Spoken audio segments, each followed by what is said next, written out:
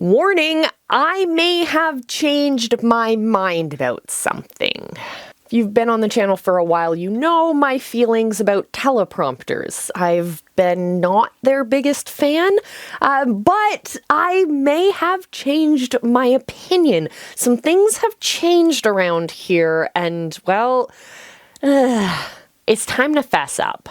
Today we're talking about advanced teleprompter tips, because if you know how to use your teleprompter correctly, well, it's going to actually be a game changer in the types of content and the way that you bring your personality out in your content. If you're creating content for the purpose of connection, you want to make sure that you're oozing with that personality. In the past, I've always complained about teleprompters making people sound robotic and taking that personality away.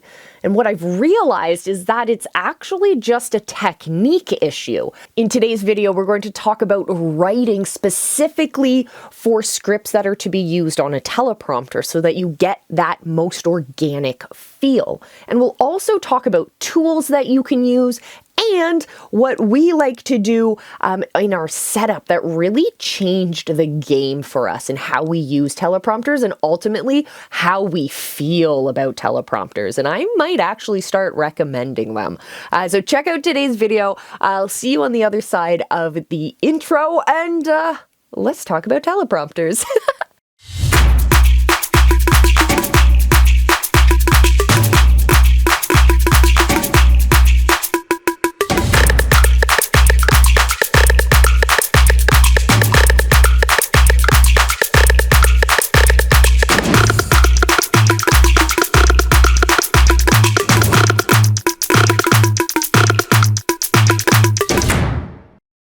When you are writing a script for your teleprompter, you need to write it with the teleprompter in mind. You don't want to write a script that easily turns into a blog, and you also don't want to have a script that is word for word what you're going to say.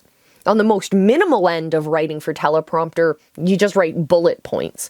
And that way you can get your points across and continue to speak organically. This is a fantastic strategy if you are comfortable talking on camera, if you're comfortable just kind of riffing about the topic. But if you need a little bit more structure, let's call it, you can write a lot more words. So my recommendations are the following. Write small paragraphs and separate them out. Make sure that you have a line break in between your small paragraphs, which are maybe 1 to 3 sentences that truly connect in the way that they're going to flow together.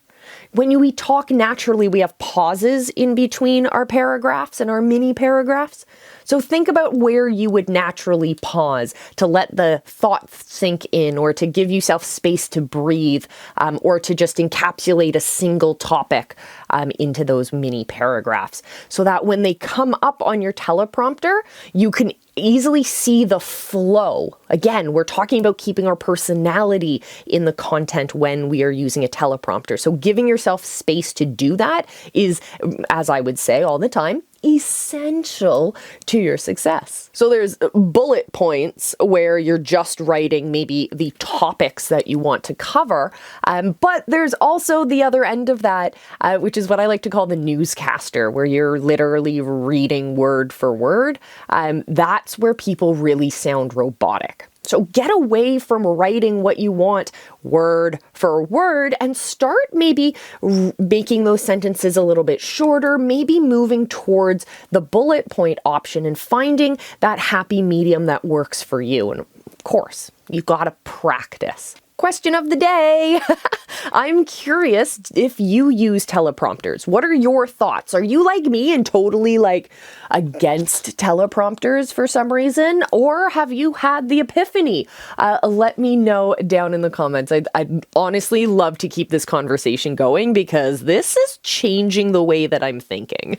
Let's talk about what you need to do to set up your teleprompter to get the most success before you even press record. The first adjustment you have to make is to your paragraph width. So the teleprompter that we picked up that's changing the way that we're thinking is a much larger teleprompter than we used to have. We used to have one that was the size of our phone. And so our paragraph width wasn't necessarily that important because the screen itself wasn't very large. But now our teleprompter uses an iPad, which is a much larger surface, therefore requiring us to keep an eye on how far our eyes are swinging as we read through that paragraph. So the app that we use is a paid app. Heads up, not sponsored, not an affiliate. But you can find a bunch of apps that work to your needs. They're all very different. But the app that we use allows us to adjust the width of our paragraphs. Therefore, we're not reading the entire screen, and we can adjust to a happy medium that scrolls at a pace that's right for us. Or me. I'm the one who uses the teleprompter. Let's be on the same page about that. The second thing that you have to adjust in your teleprompter is the speed in which the words come flying at you. Now, if you have bullet points, you might want to have no speed at all and just have the bullet points up for the entire time that you're recording. Or you can have your script gently flow past you. Now, there's some apps that we have used in the past that are much higher in price point, but they had this really cool feature that they were listening. It was used on our phone at the time, but the app listens as you're recording and adjusts the speed based on your natural speech pattern. And I think that was really cool. I cannot find the app anywhere right now. So if you find it, let me know, put it down in the comments or something. Or if you have a great recommendation for a teleprompter app, also throw those down. I'd love to know. The one that we're using has just a little dial on the side that you can manually adjust the speed before it starts flying at you, before you start press go. But we also have the ability in this app to go into the settings and set a standard or a default speed. It can be faster, it can be slower. I tend to have them on the slower side. We have to talk as well quickly about how the teleprompter works and how you actually get your script onto it. So what we do is we write up our scripts in Google Docs, we'll export them as PDFs or as Word documents, and then we'll upload them to the app that we use.